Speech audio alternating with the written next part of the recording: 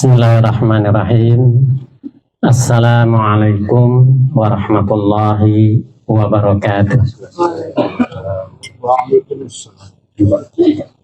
Alhamdulillah alladzi arsala rasulahu bil huda wa dinil haqq liyudhhirahu 'alad dini kulli walau karihal kafirun walau karihal musyrikun walau karihal munafiqun. Asyhadu an la ilaha illallah wahdahu la syarikalah wa asyhadu anna Muhammadan abduhu wa rasuluh. Allahumma salli wa sallim wa barik ala hadzal nabil karim wa ala alihi wa sahbihi ajma'in, amma ba'd. Qala Allah Ta'ala, a'udzu billahi minasyaitonir rajim. Bismillahirrahmanirrahim. Ya ayyuhalladzina amanu taqullaha haqqa tuqatih wa la tamutunna illa wa antum muslimun. Wa qala aidan wa in ta'adduni ni'matullah la tuhsuha. Wa in ta'uddu ni'matullah la tuhsuha. Innallaha laghafurur rahim. Shadaqallahul adzim. Puji dan syukur marilah sama-sama kita panjatkan kehadirat Allah Subhanahu wa taala karena atas izinnya pada kesempatan malam hari ini Allah kumpulkan kita untuk sama-sama menunaikan salah satu amanat, yaitu thalabul ilmi, yang merupakan kewajiban bagi kaum muslimin semuanya. Kemudian juga segala puji bagi Allah yang telah mengutus Rasulnya dengan petunjuk dan agama yang benar, agar agama ini berjaya di atas seluruh agama yang lain. Meskipun orang-orang kafir membencinya, orang-orang musyrik membencinya, dan orang-orang munafik membencinya. Salawat dan salam semoga senantiasa tercurah kepada Nabi Muhammad SAW beserta keluarganya, sahabat-sahabatnya, dan insya Allah sampai kepada kita umatnya yang senantiasa istiqomah di dalam ketaatan, yaitu taat menjalankan perintah-perintahnya dan taat pula meninggalkan segala larangannya. Hadirin para hadirin sekalian, pada kesempatan kali ini saya diamanati untuk memberikan kultum, yaitu kuliah 7 sampai 17 menit. 15 lewat 2 menit. Baik para ikhwan sekalian, kali ini saya akan mencoba mengambil satu tema, yaitu 2 nikmat yang sering terlalaikan, bahkan kita tertipu dengan 2 nikmat itu, yaitu nikmat sehat dan nikmat waktu luang. Allah Subhanahu wa taala menciptakan manusia dan memberikan kenikmatan-kenikmatan yang tidak terhingga, dan manusia tidak akan mampu untuk menghitungnya. Ada sebuah surat di dalam Al-Quran yang disebut oleh para ulama sebagai surat An-Ni'am, yaitu surat tentang kenikmatan-kenikmatan Allah, yaitu surat An-Nahl. Apa artinya Nahl? Ada yang tahu? Lebah. Kenapa simbolnya yaitu lebah? Karena lebah itu bermanfaat untuk manusia, untuk orang banyak. Kemudian juga itu merupakan kenikmatan untuk kita. Bahkan di dalam satu ayat di surat lebah itu, di surat An-Nahl ayat 68 kalau tidak salah, dikatakan bahwa Allah memerintahkan kepada lebah, bersaranglah engkau di batu-batu, di pohon-pohon kayu, atau di tempat-tempat buatan manusia. Itu. Jadi perintah Allah, lebah diperintahkan langsung oleh Allah untuk bersarang. Karena apa? Karena lebah banyak manfaatnya untuk manusia.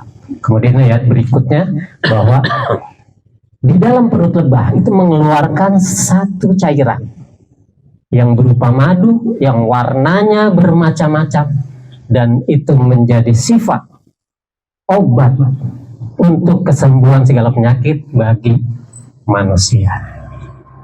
Jelaskan demikian. Kenapa? Karena surat An-Nahl ini kenikmatan berbicara sejak ayat 5 sampai dengan ayat 18 itu berbicara tentang kenikmatan. Di antaranya Allah menciptakan binatang ternak untuk dimanfaatkan oleh manusia, baik bulunya, dagingnya, ataupun dijadikan kendaraan, alat angkut, tunggangan yang untuk meringankan manusia untuk membawa beban-beban barang-barang yang akan dibawa ke tempat yang jauh. Begitu banyak nikmat-nikmat yang diberikan oleh Allah kepada manusia. Kemudian yaitu manusia lalai dengan berbagai nikmat yang diberikan Allah Subhanahu wa taala. Di antaranya yaitu nikmat sehat dan waktu luang. Para ikhwan sekalian, Allah Subhanahu wa taala memulai dengan menyebutkan kenikmatan yang besar. Di antaranya adalah yang paling besar itu nikmat agama. Kita dianugerahi satu agama Allah, yaitu agama Islam. Itu suatu kenikmatan yang besar. Tinggal bagaimana kita dapat menjalankan segala syariat yang sudah digariskan oleh Allah dan Rasul-Nya, sehingga kita dapat baik kehidupan dunia dan akhirat semua mendapat keridhaan dari Allah Subhanahu wa taala.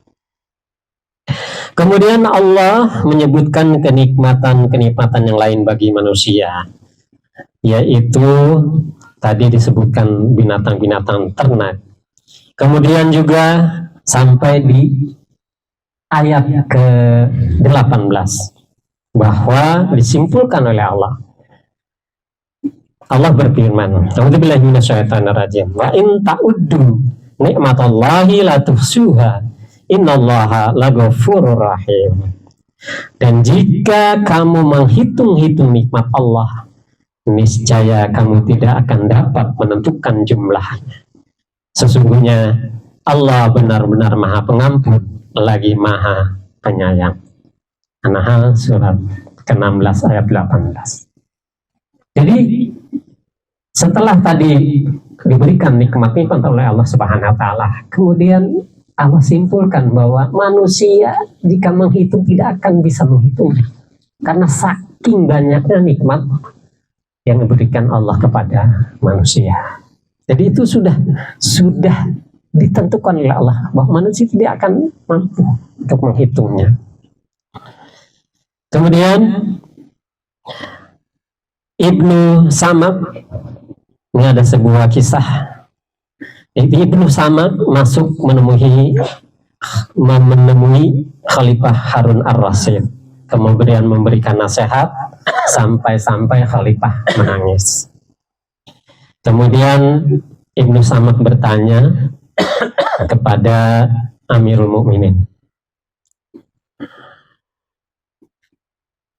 seandainya, wahai Amirul Mukminin, seandainya engkau dihalangi untuk meminum minuman padahal kamu kehausan, kemudian dengan agar bisa meminum minuman itu, kamu diperintahkan untuk menukar dunia dengan segala isinya. apakah engkau bersedia? Kata Sama. Kemudian kata Amirul Mukminin, ya, saya bersedia. Kemudian minumlah Khalifah Harun ar-Rasyid. Namun lagi-lagi ditanya oleh Ibnu Sama, wahai Amirul Mukminin, beritahukan kepadaku seandainya engkau dihalangi mengeluarkan minuman yang tadi diminum dari dirimu, kecuali itu bisa keluar, engkau membayarnya dengan dunia beserta isinya. Kata Amirul Mukminin, ya, bersedia. Kemudian selanjutnya Ibnu Samad mengatakan lagi, lalu apakah yang engkau lakukan dengan sesuatu dunia ini yang seteguk air lebih baik daripadanya? Jadi kisah ini bahwa nikmat meminum, bisa minum, memasukkan minuman air ke dalam tubuh kita, itu adalah nikmat yang besar, yang kalau itu tidak bisa kita masukkan, Harun ar-Rasyid bersedia menukarnya dengan dunia beserta isinya. Bahkan untuk mengeluarkan cairan itu, ketika tidak bisa, terhalangi, juga bersedia menukar untuk bisa keluar itu dengan dunia beserta isinya. Ini menunjukkan bahwa kenikmatan Allah Subhanahu wa Ta'ala hanya berupa minuman saja. Di saat kehausan itu memiliki lebih besar kemanfaatannya daripada dunia beserta isinya. Kemudian kemudahan-kemudahan di dalam mengeluarkan, yaitu berupa buang air tadi, itu pun sama, kenikmatannya luar biasa. Khalifah berani dan mau menukarnya dengan dunia beserta isinya. Kita melihat kenyataan manusia yang rela mengeluarkan biaya yang besar untuk berobat. Ini bukti nyata bahwa mahalnya kesehatan merupakan kenikmatan dari Allah Subhanahu wa Ta'ala. Akan tetapi kebanyakan manusia lalai dari kenikmatan kesehatan itu. Dia akan ingat jika kenikmatan kesehatan itu sudah hilang dari dirinya, yaitu berupa sakit. Kalau sudah manusia itu sudah diuji dengan rasa sakit, akan terasa bahwa nikmat sehat itu sangat besar. Karena ketika orang sudah sakit, apapun semua jadi tidak enak. Minum pahit, makanan sepak, kemudian badan terasa semuanya tidak enak. Dibuktikan oleh Allah ketika umur kita sudah beranjak setengah abad lebih, itu akan terasa ketika kita umur baru 25 sampai 30. Akan terasa sekali. Akan rentan sekali. Bahwa sekarang itu kesehatan kita sudah berkurang, sudah dikurangi. Nikmat sehat itu sudah dikurangi oleh Allah Subhanahu wa Ta'ala. Dan itu seharusnya menjadi peringatan bagi kita bahwa nikmat itu sudah dikurangi, kemudian bahwa kita, perjalanan hidup kita sudah lebih dekat ke kematian, ke akhirat. Kan kata Nabi, umur umatku sekitar 60 sampai 70 tahun. Sekarang umur saya aja dah, jangan yang lain ditanya. Umur saya sudah 56 tahun. Berapa lagi kira-kira Ustaz? Kalau menurut jatah. Masih lama. Masih lama pengennya. Pengennya masih lama. Jadi kita simpulkan bahwa kenikmatan yang udah kita jalanin itu udah lebih banyak. Ini perjalanan ke depannya tinggal sedikit. Terus mau ngapain lagi? Kalau bukan mensyukuri nikmat yang sudah kita dapat, kemudian juga beribadah. Dan salah satu mensyukuri nikmat adalah menjalankan perintah-perintah Allah, dan meninggalkan segala larangan. Kemudian ada satu riwayat juga, yaitu ada seseorang yang mengadukan kemiskinannya kepada seorang alim. Maka orang alim itu berkata kepada orang yang mengadukan kemiskinannya, apakah engkau senang aku berikan 10.000 dirham, tetapi engkau menjadi buta? Jawabannya tidak. Kemudian ditanya lagi oleh orang alim, apakah engkau mau aku berikan 10.000 dirham, tetapi engkau menjadi bisu? Dijawab lagi sama orang yang mengadu kemiskinan tadi, tidak. Kemudian orang alim tadi bertanya lagi, apakah engkau mau aku berikan 20.000 dirham, tetapi tangan dan kakimu menjadi butuh? Lagi-lagi dijawab tidak. Kemudian ditanya lagi, apakah engkau mau aku berikan 10.000 dirham, tetapi engkau menjadi orang gila? Lagi-lagi dijawab tidak. Kemudian orang alim itu berkata kepada orang yang mengeluh tentang kemiskinannya tadi, apakah engkau tidak malu mengadukan Tuhanmu Allah Azza wa Jalla, sedangkan dia memiliki harta 50.000 dirham yang ada pada dirimu? 50.000 dirham itu tadi, mata 10.000 dirham, mulut 1.000 dirham, tangan dan kaki 20.000 dirham. Terakhir apa? Normal. Gila. Terakhir gila 10.000 dirham. Jadi 50.000 dirham itu sudah ada pada dirinya. Ditanya apakah enggak malu? Allah sudah menitipkan pada dirimu 50.000 dirham.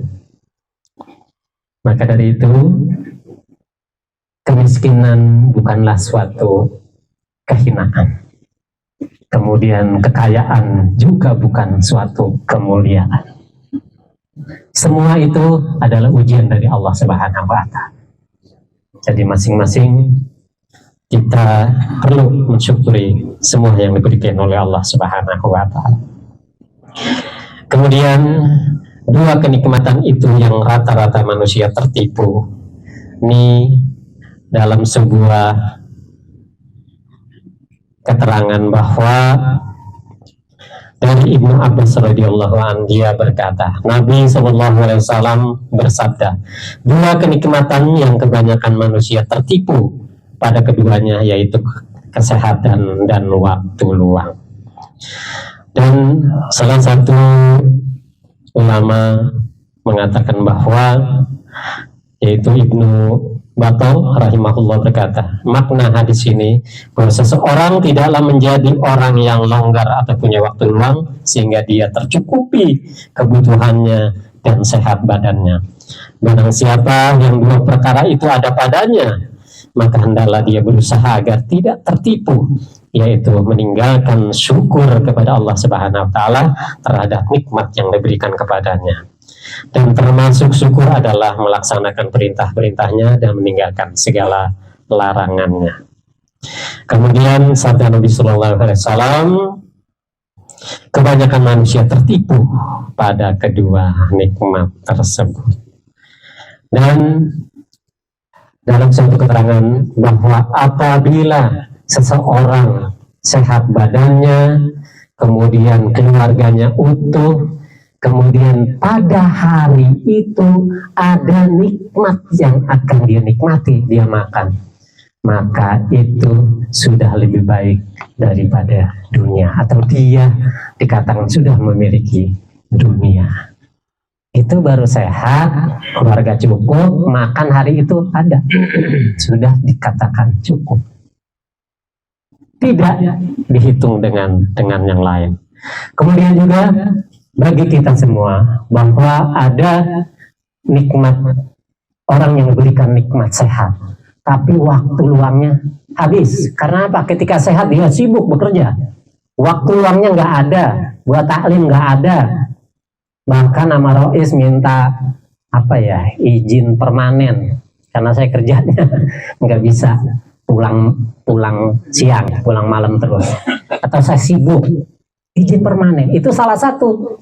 Dia sehat tapi waktu luangnya nggak ada, disibukkan dengan dunia. Sebaliknya waktu luangnya ada tetapi dia diuji dengan sakit. Dulu ketika waktu luang disibukkan dengan segala macam kesibukan dunia sehingga tidak bisa menunaikan salah satu kewajiban, yaitu taklim. Tetapi ketika Allah uji dengan sakit, waktu luangnya ada tapi dia sakit, kemudian dia tetap tidak bisa menunaikan kewajiban. Maka untuk itu, ketika Allah berikan kita dua nikmat itu, nikmat sehat dan waktu luang, mari kita manfaatkan. Kita manfaatkan untuk menjalankan syariat Allah, menunaikan segala amanat, terlebih kita yang sudah berada di jamaah muslimin, yang sudah terpimpin, yang segala aturan ibadah dan kehidupan kita di dunia ini sudah diatur oleh imam, dan imam bertanggung jawab dengan apa yang kita lakukan. Samina wa atona, kemudian kita jalankan dengan ikhlas, dan semua kita upayakan semampu kita, tidak dipaksa ketika kita tidak mampu. Ya. Mari kita manfaatkan sehat dan waktu luang ini dengan sebaik-baiknya. Demikian sebelumnya kultum dari saya. Kalaulah ada yang benar semata-mata datang dari Allah, kalau ada yang salah dan keliru itu dari diri saya mohon ampun kepada Allah dan mohon diluruskan. Hadanallahu wa iyyakum ajma'in. Wassalamualaikum warahmatullahi wabarakatuh.